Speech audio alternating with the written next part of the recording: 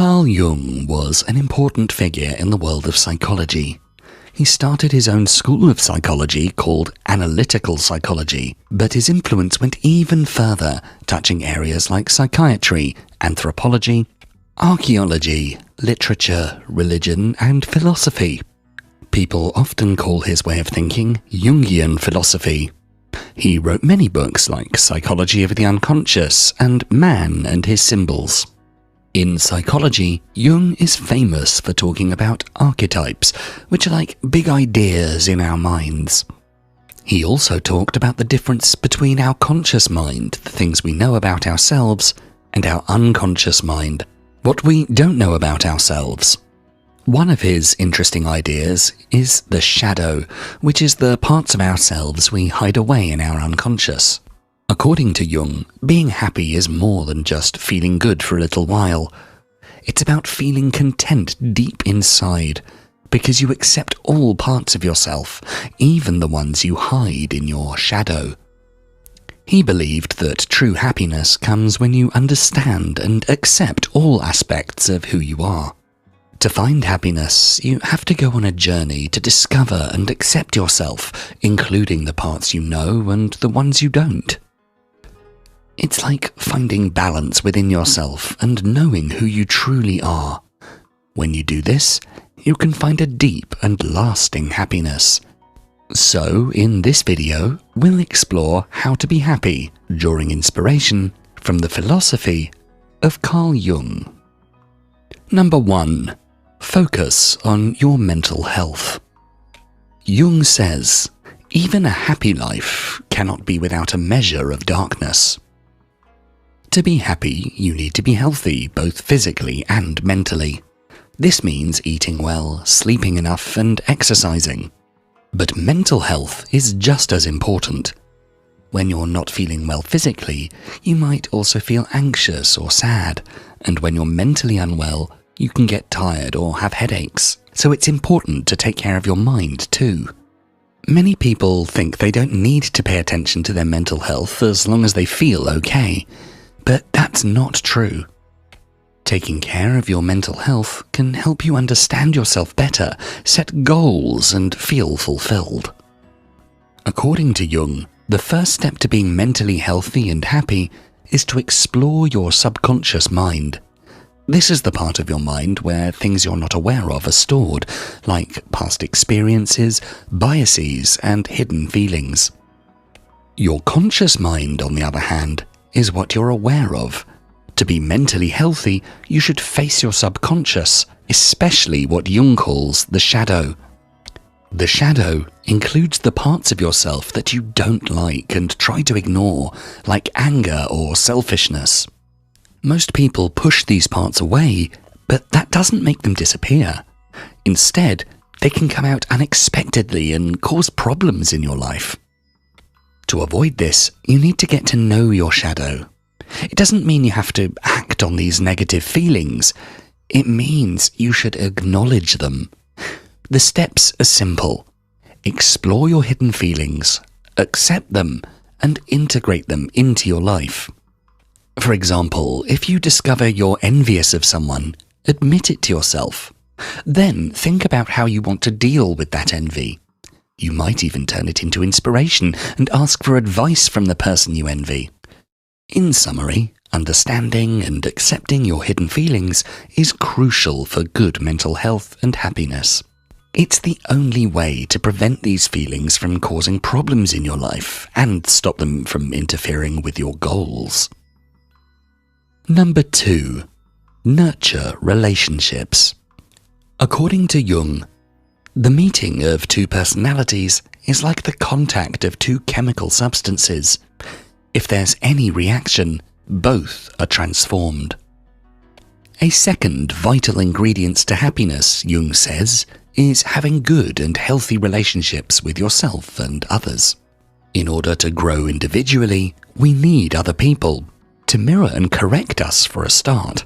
We contextualize ourselves by comparing ourselves or to contrasting ourselves to others. You can only consider yourself kind if there are also examples of unkindness out there. And more importantly, You can only consider yourself kind when you actually express kind behavior in your interactions with other people. So many characteristics of who we are can only shine when we're with others.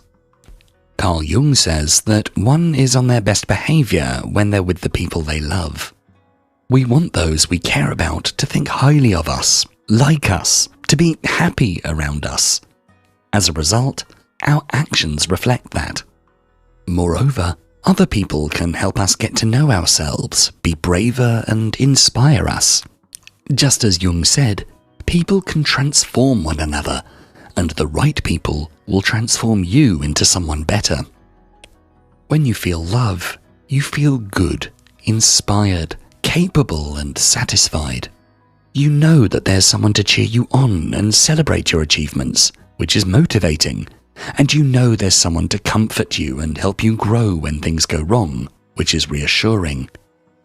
But aside from being fuel in the engine, other people also help you be more creative.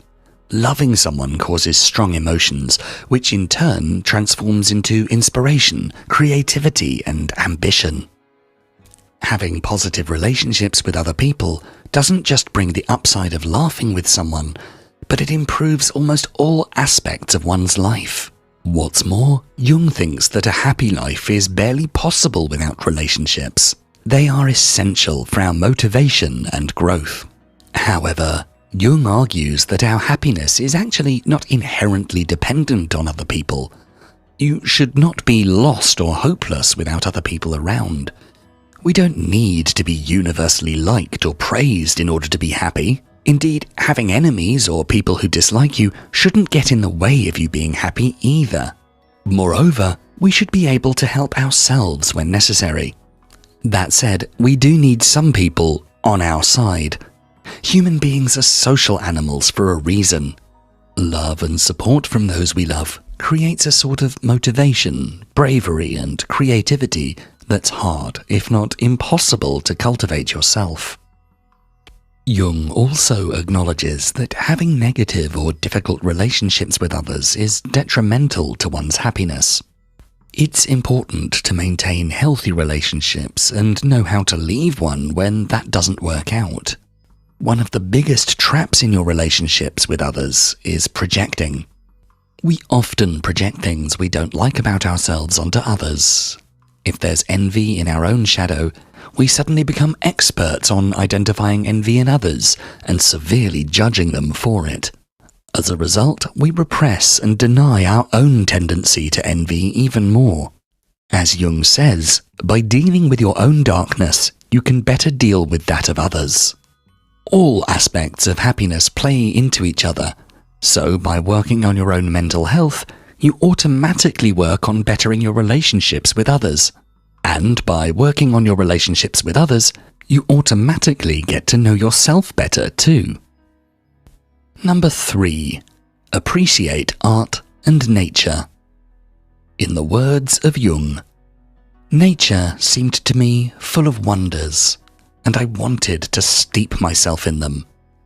Every stone, every plant, every single thing seemed alive and indescribably marvelous.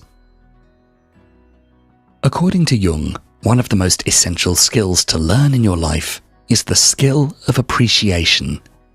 Appreciation of all beauty to be found in life. In the most general sense, beauty is perceived to be an aesthetic pleasure. However, to leave it at just that would do the value it brings into our lives injustice. Jung considered our ability to appreciate beauty to be a vital part of life.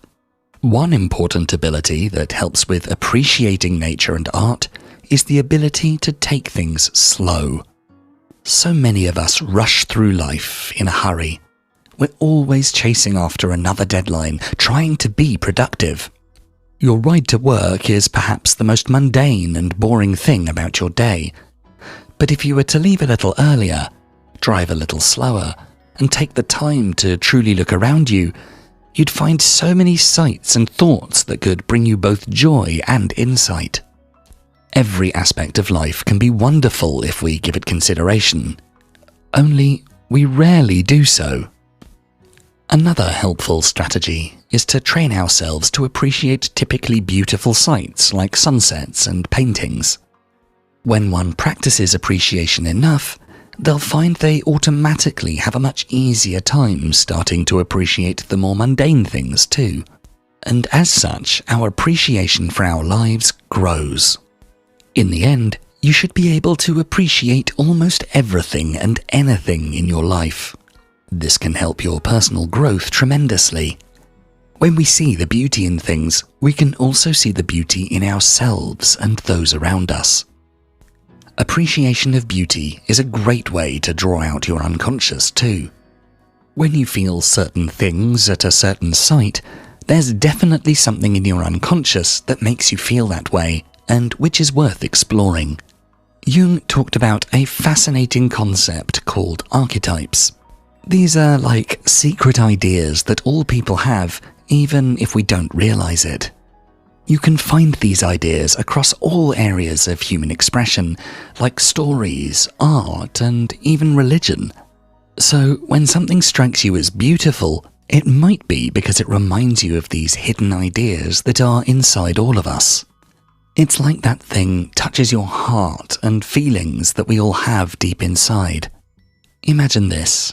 When you see a rainbow or a gorgeous sunset, it often makes you feel happy, right? Well, that's because these beautiful things connect with the feelings we all share. Even if we don't talk about these feelings all the time, they're there in our hearts, and beautiful things bring them out.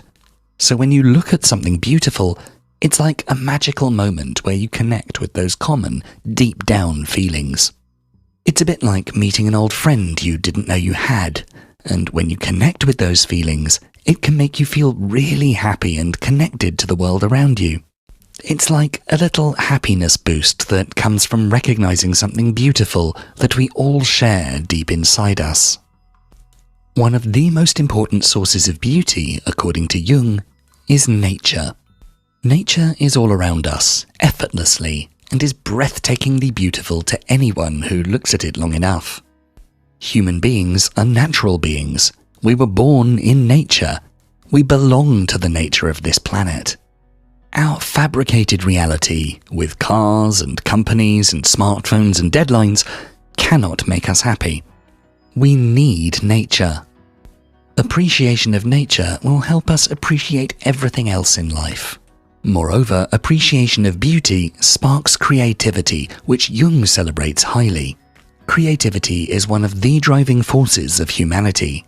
It not only causes new inventions, but also new art, new ways to express oneself, new theories and ways to live life. Number 4. Set professional standards. To quote Jung, "It all depends on how we look at things and not how they are in themselves." According to Jung, the happiest people are those who have certain standards for their work life. When you enjoy your job, which takes up the majority of your waking hours during a regular week, you're much more inclined to enjoy life. Of course, having a job you enjoy isn't possible for everyone. Circumstances rather than choice can force one into a job. However, Jung has some experience with this himself. When Jung was little, he wanted nothing more than to be an archaeologist. He was incredibly interested in discovering and examining the past of the Earth. However, when it was time for Jung to go to university, his family couldn't afford to send him any further than the University of Basel, which didn't teach archaeology. As a result, Jung ended up studying medicine there rather than archaeology somewhere else, and this had him ending up in the field of psychiatry. Despite pursuing a path that didn't initially catch his interest, Jung managed to connect his current field with his other interests. He had joined his passion for history and anthropology with his current work in psychiatry, and as a result invented a whole new way of practicing his area of expertise, analytical psychology.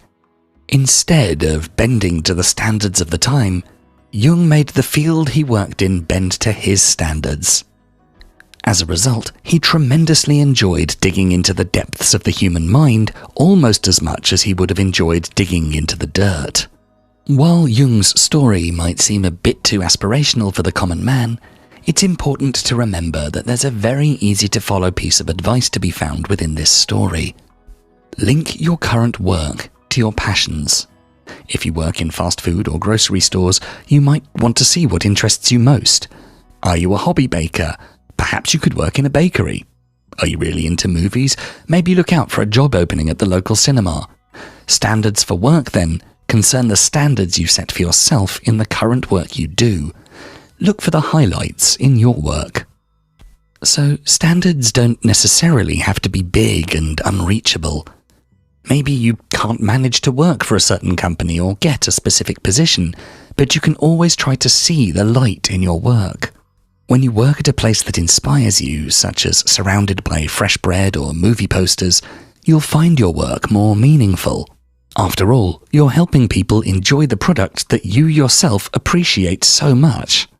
As a result, you feel more productive and needed than if you were selling products you don't care for.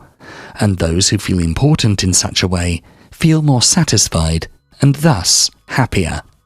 Having your dream job isn't necessarily a requirement for taking pride in your work, but taking pride in your work is absolutely required for general happiness.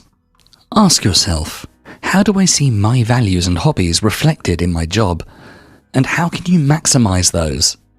How can you improve your work using those as motivation? Enjoyment of your work will follow. Number 5. Seek higher guidance.